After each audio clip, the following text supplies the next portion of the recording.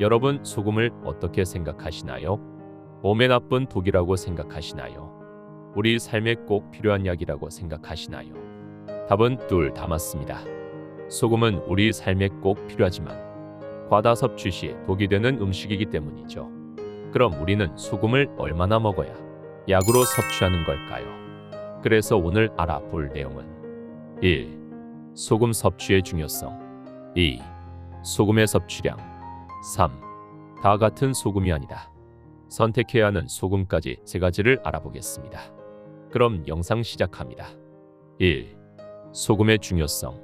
소금의 중요성을 알기 위해서는 적게 먹었을 때, 많이 먹었을 때 차이를 아셔야 합니다.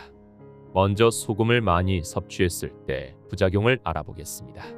첫 번째, 부작용 고혈압의 주원인. 소금을 많이 섭취하는 것은 고혈압의 주원인입니다. 짠 음식을 많이 먹으면 고혈압이 생기기 쉽다는 연구 결과는 수없이 많습니다. 짜게 먹으면 몸속 나트륨의 농도를 줄이기 위해 혈액의 양이 늘어나 고혈압이 생깁니다. 원인이 밝혀지지 않은 본태성 고혈압은 주로 하루에 5g 이상 소금 섭취를 하는 사람에게서 많이 나타납니다. 반대로 하루 3g 이하로 섭취하는 사람에게는 고혈압이 발생할 가능성이 낮다고 보고된 바 있습니다. 동맥경화나 고혈압 등 심혈관 질환을 겪는 환자가 소금을 많이 먹으면 혈압이 높아져 뇌졸중이나 심장마비가 생길 수 있습니다. 혈관이 좁아진 상태에서 혈압이 높아지면 혈관이 막히거나 터지기 쉬워 소금 섭취를 줄이는 것이 좋습니다. 또 소금을 많이 섭취하면 뇌경색에 직접적인 영향을 주고 뇌경색 사망률이 높아진다는 연구 결과도 있습니다. 소금 섭취를 하루에 6g씩 줄이면 뇌경색 사망률이 24%, 관상동맥 질환 사망률이 18% 낮아집니다. 두 번째, 부작용 위험. 짠 음식이 어떻게 위암을 유발하는지에 대해 아직 명확하게 인과관계가 밝혀지지는 않았습니다.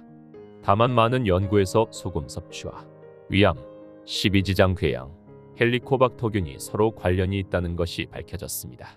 실제로 다수의 실험 결과에 따르면 짠 음식을 많이 섭취하는 사람이 일반인보다 위암 발병률과 사망률이 높게 나타났습니다.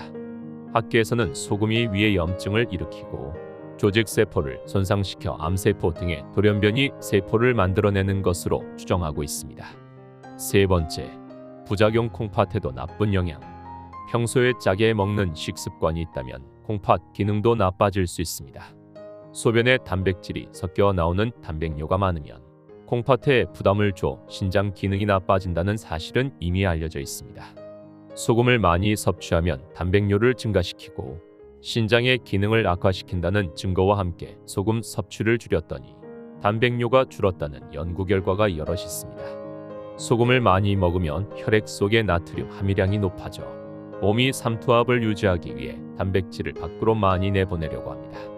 이때 단백뇨가 많이 나옵니다. 네 번째, 소금을 무조건 줄여야 하는 사람. 여러분, 소금 민감성이라는 말 들어보셨나요? 소금을 조금만 먹어도 혈압이 높아지는 사람이 있는데 이를 소금 민감성이 높은 사람이라고 합니다. 보통 저염식 후 고염 식사를 할 때 혈압이 5에서 10% 이상 변하는 사람을 소금 민감성이 높다고 보는데 이들은 상대적으로 고혈압이나 심혈관 질환에 걸리거나 이 때문에 사망할 위험이 높아 주의가 필요합니다. 소금 민감성은 유전적인 원인이 가장 큽니다. 원래 혈액 내 나트륨 농도가 높으면 콩팥에서 나트륨을 흡수해 주변으로 배출합니다. 소금 민감성을 높이는 변이 유전자를 가지고 있으면 이러한 작용을 잘 못합니다. 혈액 내 나트륨이 계속 높은 상태로 있어 삼투압 작용으로 인해 혈액량이 늘고 혈압도 올라갑니다. 지금까지 소금 민감성을 유발한다고 밝혀진 유전자들은 변이된 STK39 유전자나 ATP2B1 유전자, SLCI2A3 유전자 등입니다. 소금이 제때에 배출되지 않으면 다리 부종이 잘 생긴다. 체내 남은 소금이 밤사이에 배출되면서 야뇨증이 생기기도 한다. 소금이 많이 들어간 식사 후 자주 가벼운 두통 증세와 뒷목 경직이 있어도 소금 민감성이 높다고 볼 수 있다. 소금 민감성이 의심되는 사람은 반드시 저염식을 해야 한다. 이번엔 소금을 적게 섭취했을 때 부작용입니다. 첫 번째, 심장병 환자 심장의 무리. 나트륨을 지나치게 줄이면 오히려 안 좋은 질환도 있습니다. 고혈압과 상관없는 심부전, 부정맥 같은 심장병이 대표적입니다. 심장병 환자는 나트륨이 부족하면 사망률이나 심근경색, 뇌졸중 발생률이 높아진다는 연구가 미국 의학협회지에 실린 적이 있습니다. 캐나다 맥마스터대 연구팀이 심장병이 있는 28,880명의 7년간 기록을 분석했습니다.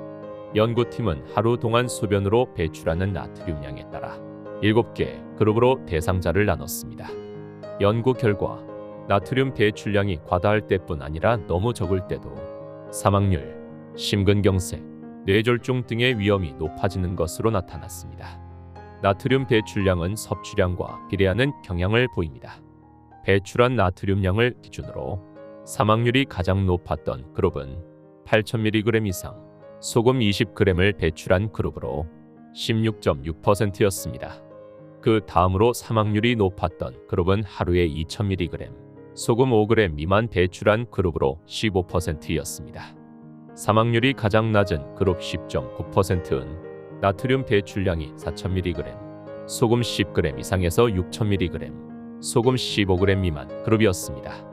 나트륨을 적게 섭취할수록 건강할 것이라는 기존 상식과는 큰 차이를 보입니다. 심근경색과 뇌졸중 발생률도 같은 경향을 보였습니다. 8,000mg 이상 그룹이 각각 6.8%, 6.6%로 가장 높았고 2,000mg 미만 그룹이 5.1%와 4.9%로 2위였습니다. 가장 낮은 그룹은 4,000mg 이상 6,000mg 미만인 4.6%, 4.2%였습니다. 심장병 환자가 나트륨을 적게 먹을 때 위험한 상황이 많이 발생하는 이유는 나트륨이 혈액을 포함한 림프액, 조직액 등 몸속의 액체량을 조절하기 때문입니다. 심장병 환자는 심장의 수축 기능이 떨어져 있는 상태인데 나트륨을 적게 먹어서 혈액량까지 줄면 혈액을 전신으로 보내지 못해 문제가 생깁니다. 생리 조절 기능과도 관련이 있습니다. 나트륨은 심박수를 조절하는데 나트륨 부족으로 심장이 제대로 수축하지 않으면 심장병 환자에게는 치명적입니다. 이처럼 소금은 적어도 문제 많아도 문제를 발생시키는 양날의 검입니다. 하지만 피할 수 있는 문제는 아니죠. WHO에서는 성인의 최소 필요 나트륨은 600mg, 소금 1.5g 정도며 하루 2000mg, 소금 5g이 넘지 않도록 권장하고 있습니다. 하지만 미국 고혈압학회 회장이었던 데이비드 맥캐런 박사는 자신의 논문에서 소금 섭취는 뇌가 결정할 문제이지 정책적으로 관여할 일이 아니다 라고 말했으며 같은 해 미국 국립의학학술연구원에서도 소금을 적게 먹어야 건강에 좋다는 주장의 과학적 근거가 희박하다 라는 내용의 보고서를 발표했습니다. 여기서 뇌가 결정할 문제라는 것은 소금은 부족하면 뇌가 소금을 갈망하게 만든다는 것입니다. 그럼에도 저염식을 강제하게 되면 반사작용으로 설탕을 탐닉하게 하거나 소금에 대한 갈망으로 끊임없는 식탐을 일으킬 수 있다고 지적하고 있습니다. 그렇다면 신체에 적정한 소금 섭취량은 얼마나 될까요? 특별한 경우가 아니라면 소금 섭취의 적정한 범위는 8에서 16g 정도라는 견해가 많습니다. 우리 몸의 자연스러운 대사작용인 땀과 대소변으로 빠져나가는 소금의 양이 일반적으로 하루에 약 10g 정도이기 때문입니다. 하지만 더운 곳에서 땀을 많이 흘리며 일하는 사람들은 더 많이 섭취해야 할 것입니다. 신장 기능이 정상적인 사람들의 경우는 신체가 하루 100g의 소금을 섭취하더라도 신장에서 얼마든지 배출할 수 있는 능력이 있어 나트륨 과다증을 일으키지 않으며 반대로 하루 1g 이하의 극단적 저염식을 해도 신장에서 나트륨을 재흡수하여 재활용하기에 저나트륨 혈증에 빠지지 않는 것으로 보고되고 있습니다. 다만 나트륨 조절에 문제가 있는 특별한 병을 지닌 사람들의 경우는 소금 섭취를 최대한 줄여야 하는 극히 예외적인 상황에 해당할 것입니다. 그런 예외적인 경우가 아닌데도 불구하고 저염식에 대한 무차별적인 권장이 실은 우리 몸에 많은 지장을 야기할 수 있습니다. 대표적으로 수족냉증이나 현기증이 발생할 수 있습니다. 소변량이 줄고 소변색이 짙어지는 것도, 만성피로나 만성염증도 소금 부족이 원인이 되어 발생할 수 있습니다. 입마름증을 호소하는 환자들에게 의뢰 던지는 한마디인 물 많이 드세요. 가 사실은 전혀 해결책이 아니라는 것을 알아야 합니다. 물만 먹어서는 결코 구강건조증이 개선되지 않습니다. 물과 함께 적절한 소금을 섭취해야 비로소 그 증상이 개선될 것입니다. 환자들에게 저염식이 필요하다면서 소금기가 전혀 없는 괴로운 식사를 권유하는 병원에서도 아무 거리낌 없이 주입하는 주사에 0.9% 생리식염액 1000ml짜리엔 무려 9g의 소금이 들어 있습니다. 소금이 부족하면 우리 몸의 원활한 생리 활동이 방해받게 돼 피로가 빨리 오며 신체 곳곳에 기능 저하를 초래하게 됩니다. 극단적인 경우가 아니라면 우리 몸이 스스로 알아서 얼마든지 조절할 수 있는 소금. 지금과 같은 더운 여름철이라면 오히려 충분히 섭취하는 것에 더 신경 써야 할 때입니다. 소금 섭취에 대해 어느 정도 감이 오셨나요? 하지만 소금이라고 다 같은 소금은 아닙니다. 지금부터는 우리가 섭취해야 하는 소금에 대해 알려드리겠습니다. 콜레스테롤에 좋은 콜레스테롤과 나쁜 콜레스테롤이 있듯이 소금도 그렇습니다. 한의학에서는 짠맛을 강한 짠맛과 약한 짠맛으로 구분합니다. 정제음을 먹어보면 많이 짜다가 끝맛이 아주 씁니다. 그래서 물이 당깁니다. 그러나 물을 아무리 마셔도 갈증이 가시지 않습니다. 혈압을 높이고 뒷목을 뻣뻣하게 하며 콩팥에 무리를 주는 나쁜 짠맛 때문입니다. 나쁜 짠맛은 다양한 미네랄이 부족합니다. 미네랄은 인체 활동에 필수적인 물질입니다.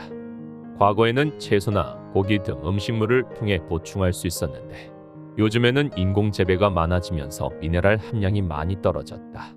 이럴 때 미네랄 부족을 보충해 주는 것이 바로 소금입니다. 소금은 염화나트륨만을 말하는 것이 아닙니다. 공장에서 만들어진 소금은 99.9% 이상이 염화나트륨이지만 자연에서 만들어진 천일염이나 식물소금 퉁퉁마디, 죽염은 염화나트륨 함량이 높지 않고 대신 칼슘, 마그네슘, 칼륨, 셀레늄, 게르마늄 등 미네랄 함량이 상대적으로 높습니다.